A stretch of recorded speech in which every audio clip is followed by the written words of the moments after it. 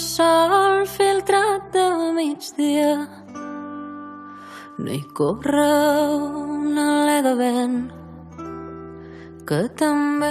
Plaza publikoak, literaturak bezala, testigantzei irekitako espazio bat eskaintzen du, bere erpin eta ertzekin. Hala, June Fernandezek, haurdunaldi subrogatuen gaineko argi itzalak aztertzen dituen bere analisi feminista aurkeztuko du gaur gure programan. Juna ingeruak eta neskameak. Izenburutik ja indartsu gatoz. Bai, izenburuak iruditeria polarizatu bat iradokitzen du, ez? Aingeruak bestentzat dena emateko prest dauden emakume sakratuak edo, versus neskameak, ez? Margaret Atwooden distopia horretik tiraka, esklaboak direna, esplotatuak daudenak. Eta gero paradosikoki, iruditeria polarizatu horrekin apurtzea da nire asmoa.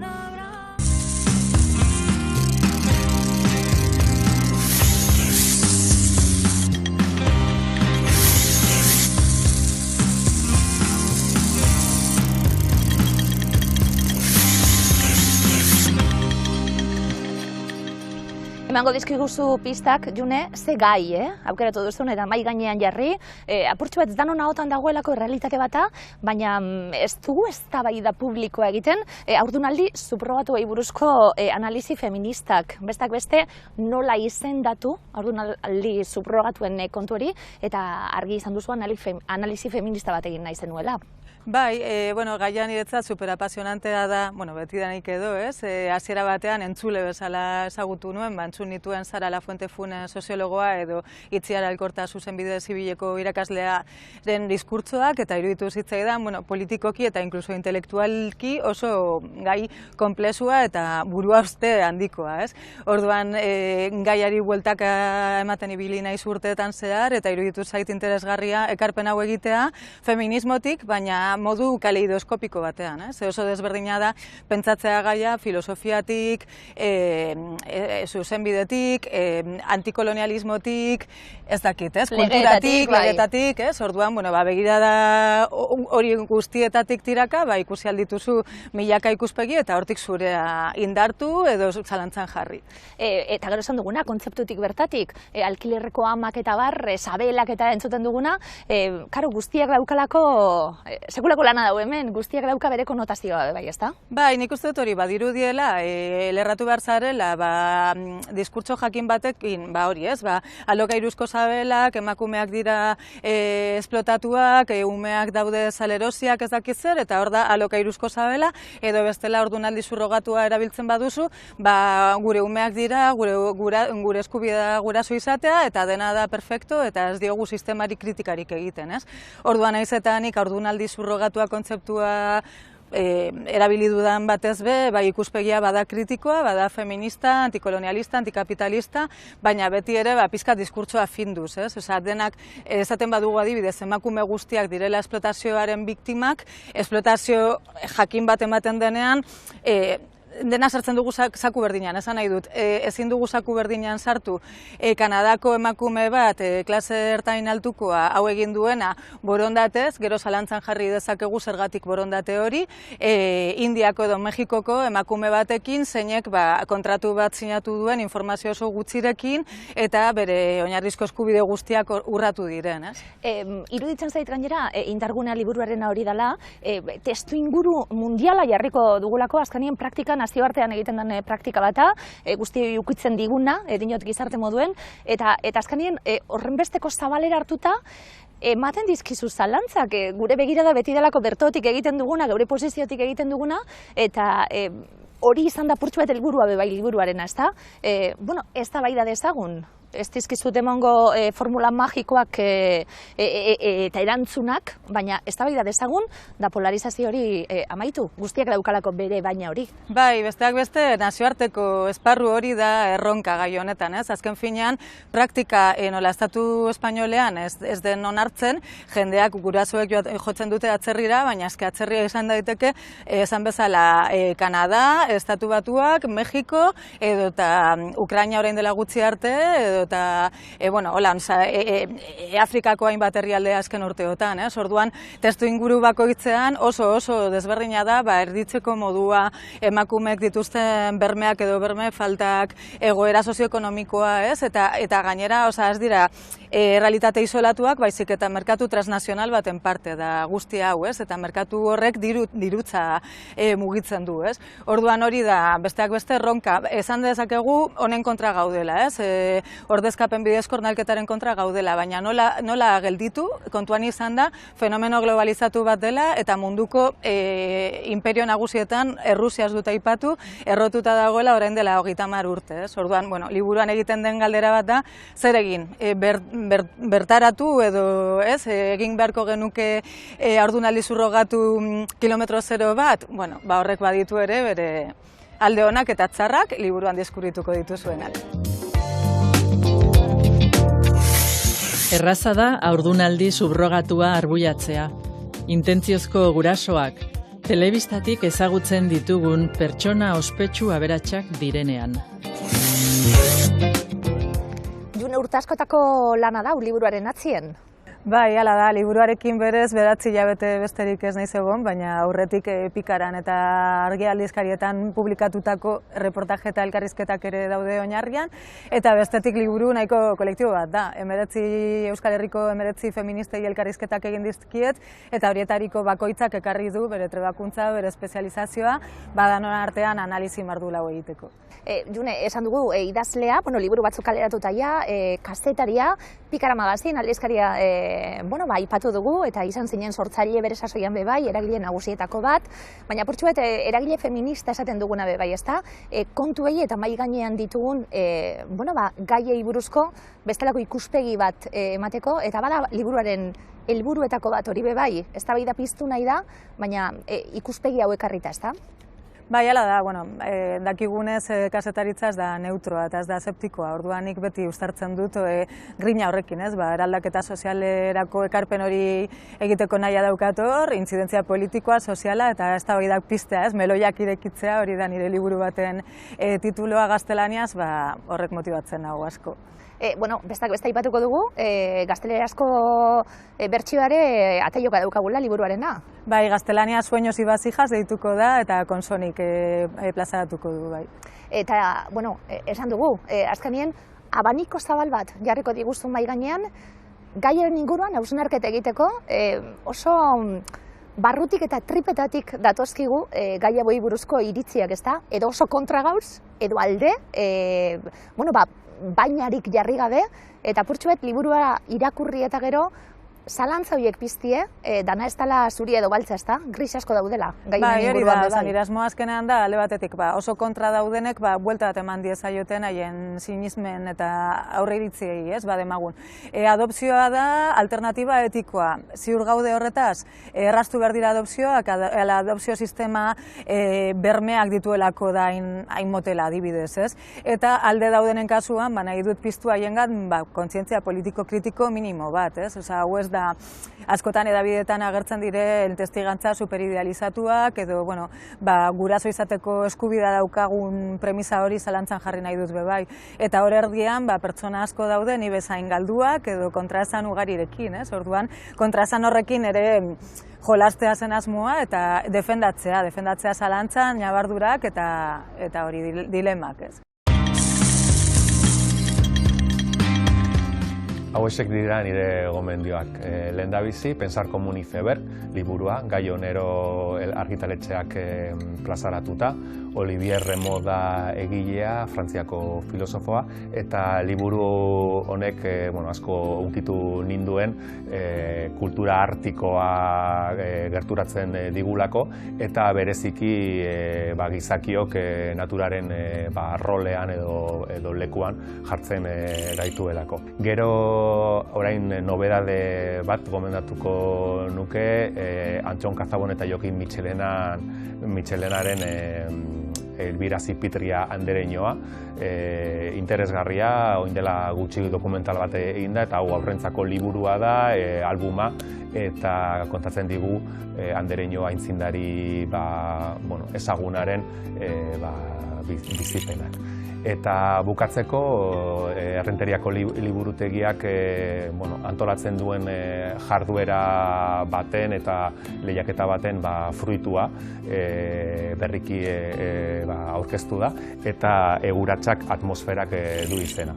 Eta antologia poetikoa da, bai tailerrean jorratutako poemak biltzen ditu, eta baita lehenengo lehiaketan sarituen poemak eta lanak. Eta eskuragarri duzu Errenteriako liburutegian nolaz. Badaukazu, kontalari moduan, liburuan, eramaten gaituzu. Badaukazu iritzi bat, gaiaren inguruan?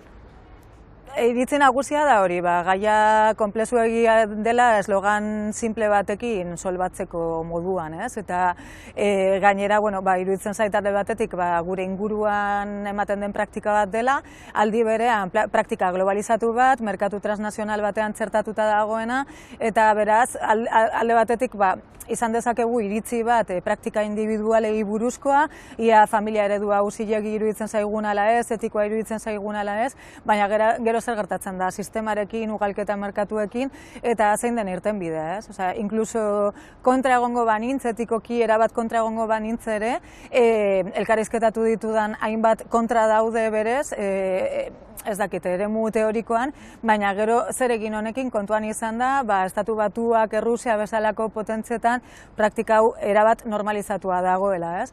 Hortaz, iritzi bat baldin badaukat, hori da, ez? Patxadaz sakonean eztabaidatzeko beharra, eta agian kontzentzu txikietan jartzea fokoa, ez? Adibidez, gurasotasun eredua malgutzearen beharra, ez? Haurdunaldi subrogatuak dira, merkatuak ematen digun irtenbide merkantilizatu individual bat, ez? Agian beste aukera batzuk dira, ume batek bi guraso baino gehiago izatea, bat erditu den ama, beste bat ama edo guraso soziala, hortik esan daiteke bide bat, ez?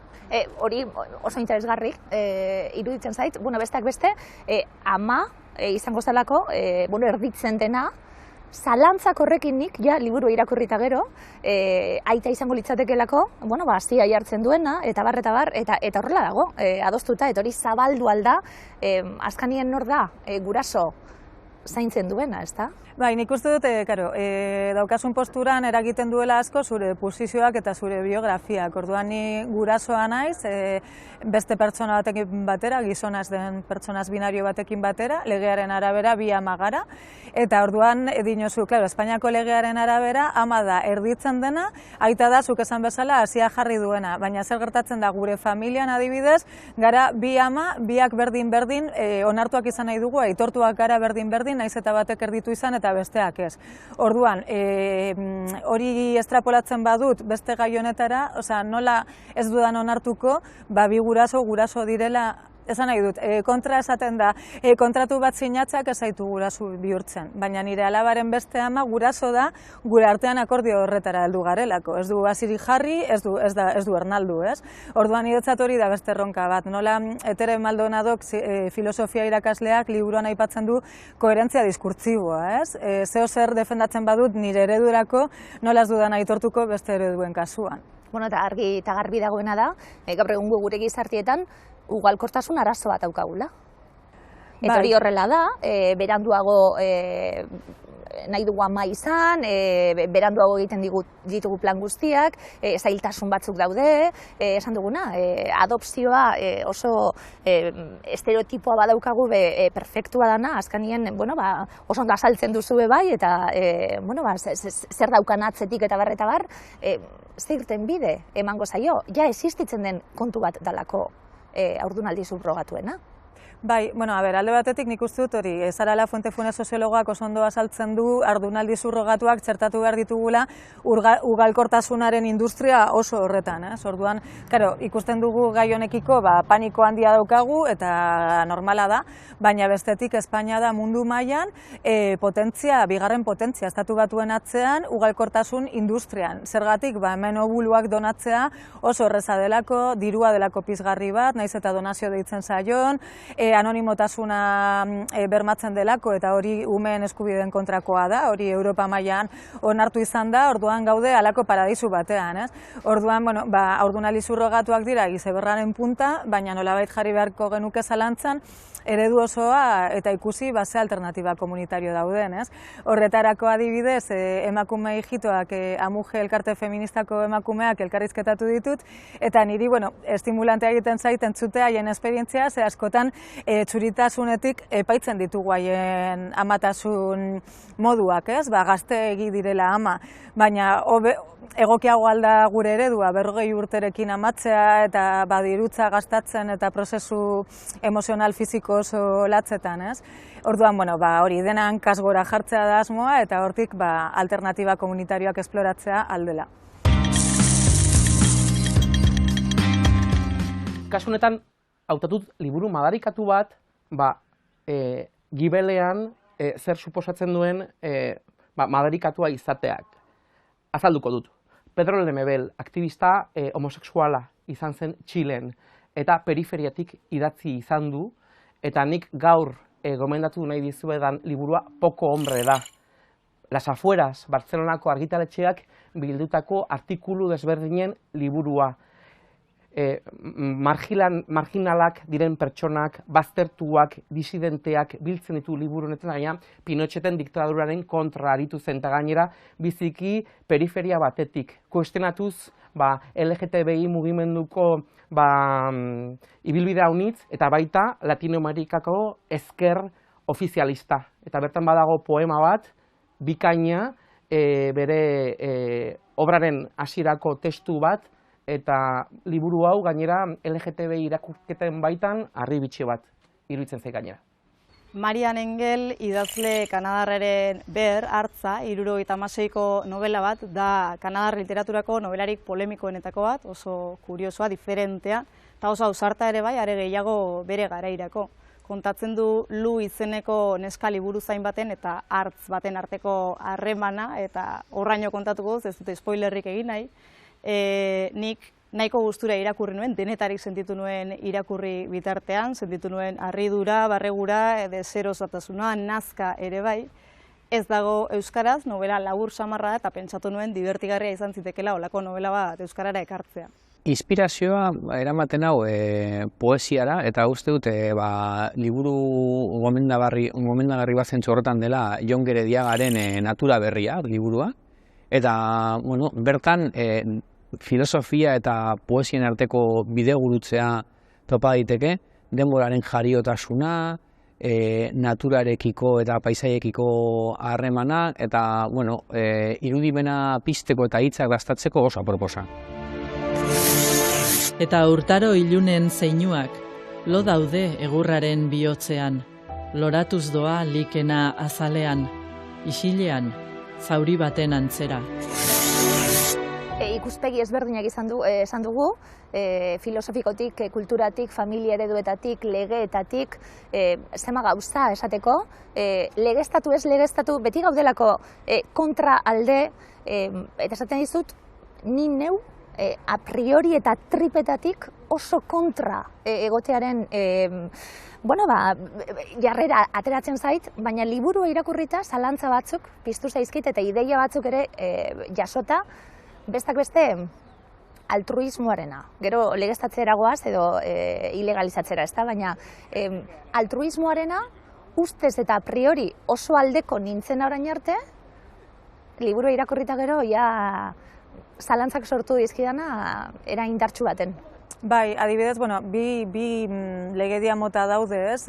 Batzuetan altruista purua esango dugu, ez? Ez dago diru trukerik edo behintzat gestanteak ez du dirurik kobratuko eta altruismoagatik, eskuzabaltasunagatik egiten du, ez? Hor galdetu behar diogu gure buruari zergatik hori den egokiago eta ze nolako harremana daukan horrek emakumeok jasotzen dugun adoktrinamendu horrekin, ez? Izan behar dugula hori super eskuzabalak, beste ontzat, sakrifizioak egiteko prez eta pentsa konpentsatuta gurasotasuna dela pertsonak batek daukan desiorik gorenena eta hor preso egon behar dugula desio hori betetzen laguntzeko edo, ez?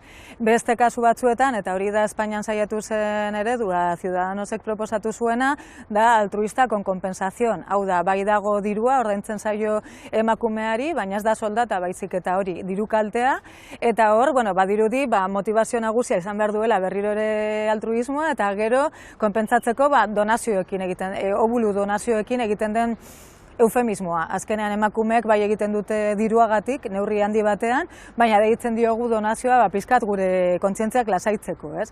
Orduan hor, mila galdera, zergatik den zilegiago halako sakrifizio bat egitea eskuzabaltasunagatik eta ez etxe bizitza bat erosteko zure seme alabei adibidez, eta, hori, feminismotik ze importantea den marko altruista hori zalantzan jartzea. Beharrizana badau, askotan? Bai, nik atera dudan ondorio bata, testu inguruak ezin dira zaku berdinean jarri. Adibidez, Indian, bai egia da beharrizanagatik aritzen zirela gestante gehienak eta oraindik ere.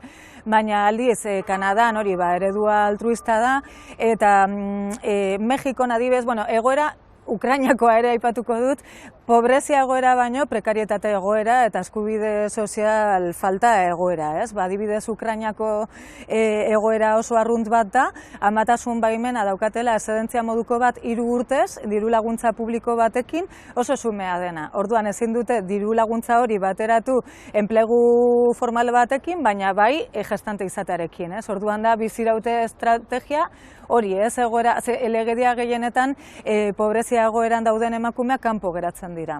Hau da, gestante izateko baldintza bat da, ongizate egoera minimo batzuk izatea, bai? Baina bai prekarietate egoerak bai ikusten dira, edo zorrak kitatzeko adibidez. Desira, aipatu egidazu, bada hortik asko, eta gero, tarteka eskubideekin ere nahasten da, ezta? Eskubide hori guraso izateko, horretan bai bat egingo dugula, guraso izatearen eskubiderik ez dauela. Ume batek eskubideak izango ditu, baina guraso izan nahi duen batek.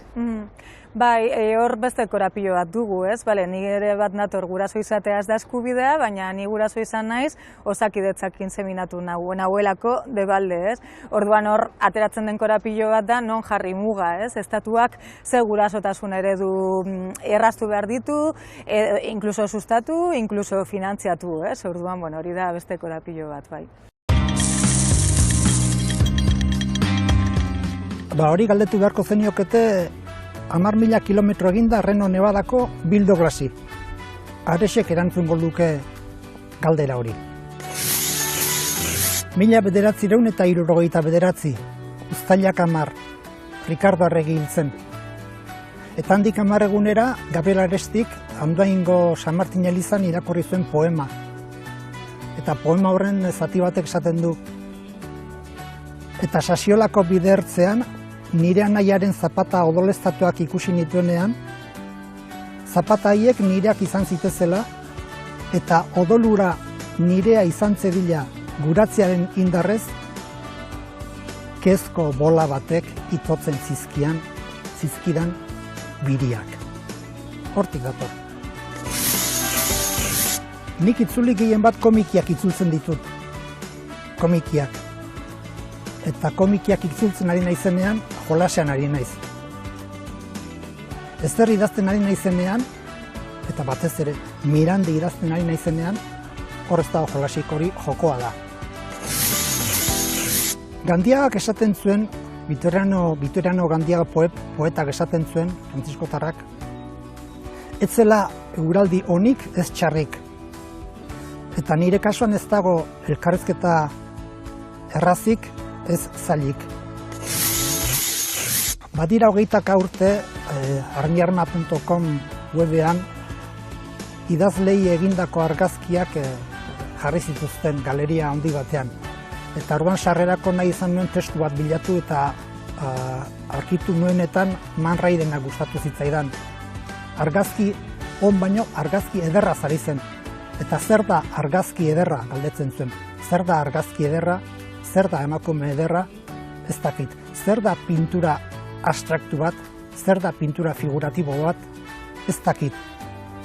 eta poema desarrollatzen zuen eta bukaeran esaten zuen, beti izan diet inbidia lanean misterioa ikusten dutenei.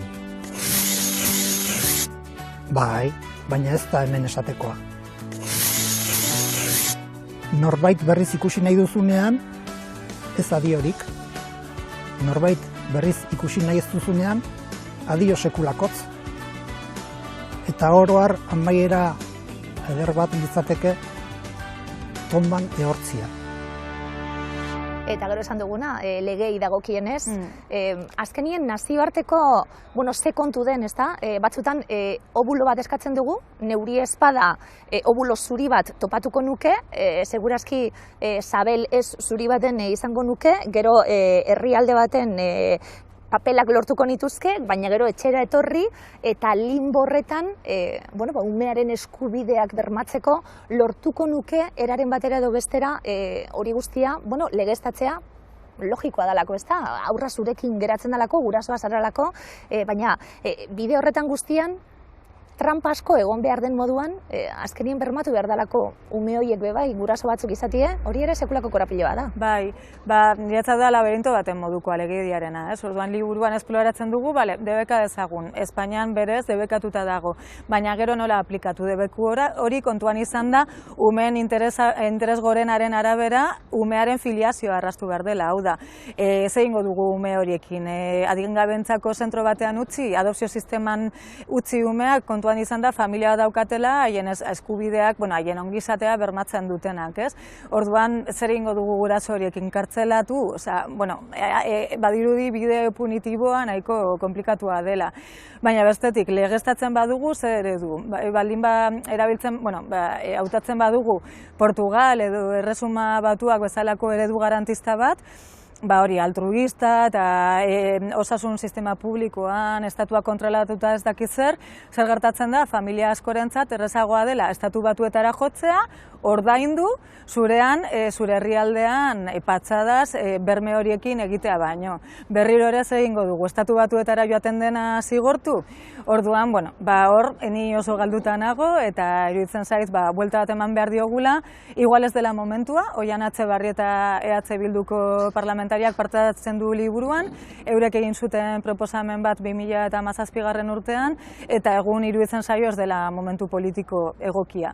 Orduan bitartean, bestelako erreformak egin, ez? Azpimarratuko nuken beste gauze bat, liburuan guraso izan nahi duten hoien perfila bai. Bai. Apurtxo bat estereotipoetatik kanpo, zenbat min dagoen horbe bai. Bai, askotan. Askotan diskurtso simple hauetan karikaturizazio ariketan diak egiten direla, ez? Eta errezagoa dela Kim Kardashian bat edo Cristiano Ronaldo bat epaitzea, hor deitzen diete euskal guraso jatorrak epaitzea baina inkluso hori, askotan Borja Muñoz Arrastiak aipatzen du da beste elkarrizketatu bat, aktivista marika, bere iruditerian zeudela edo gehi txolinak, aberatzak eta txolinak, edo emakume aberatzak haien gorputza izorratu nahi ez dutenak, ez? Eta, ikusten ditugu liburuan, badaudela pertsonak bide hau hautatu dutenak, nahiz eta kontzientzia politikoa daukaten, adibidez, adopzioaren bide hau esploratu dutelako eta desengainu bat eraman dutelako, inkluso etikoa batzutan, edo eta, kontraesan, adibidez, Kanadako ereduan nahiko etikoki aproposa iruditu zaielako. Bide klinikoak utxe egin dielako, eta hori oso mingarria da, bai? Hori ere ikusten dugu, ez? Nola azkenean, neronek ere bizi izan dut, laguntza bidezko ugalketa tekniketan, zenolako dinamika obsesiboak ematen diren, ez? Hori, Katizagirrek den amek ez dute novelan argi eta garbi ikusten dugu. Orduan, nik ezagutzen ditut, Silvian Anklarez idazlea aipatzen dut liburuan, esaten zuen, nik obodonazioa inoiz ez dut baliatuko, eta azkenean baliatu zuen, ez? Orduan, ondorio bat da, praktika individualak epaitu baino, sistemari kritika dela gakoa. Lehen partean, Israel estatu sortu berrian jasotako aspaldiko krimen bat. Bigarrenean, handik 25 urtera, emakume palestinar baten ikerketa egiaren bila, detailean dagoena. Oporgiroan girotutako ipuin bilduma honek kanpina du ardatz eta bertan gertatu, iruditu eta asmatu daitezkeen istorioak. Egilearen lehen narrazio liburu honek 16 ipuin gordetzen ditu eguneroko errealitatea erakusteko eta jolas moduan erantzuteko. Umorea eta seriotasuna elkarren ondoan eta elkarren kontra. Gogoratzen azken olimpiadetako polemika nagusia, Iman Jalif boxeatzailea emakume transa edo intersexa ote zen, azkenean deneko onartu behar izan zuten albiste faltsu bat zela, baina bera zen biktima bakarra izan. Pertsona trans eta intersex guztientzat abisu bat izan zen, zenolako gorroto kanpainak sustatzen diren identitate eta gorputz hauen kontra. Orduan, halako gorroto diskurtsoak eta kanpainak borrokatzeko literaturan ere topa ditzazkegu tresnak, adibidez, Camila Sosaren Las Malas, Alana Porteroren La Mala Costumbre, bezalako eleberri ederrak, eta pertsona intersexualei buruz, Mer Gomezen saiakera, kazetaritza saiakera, La Rebelión de las Hienas.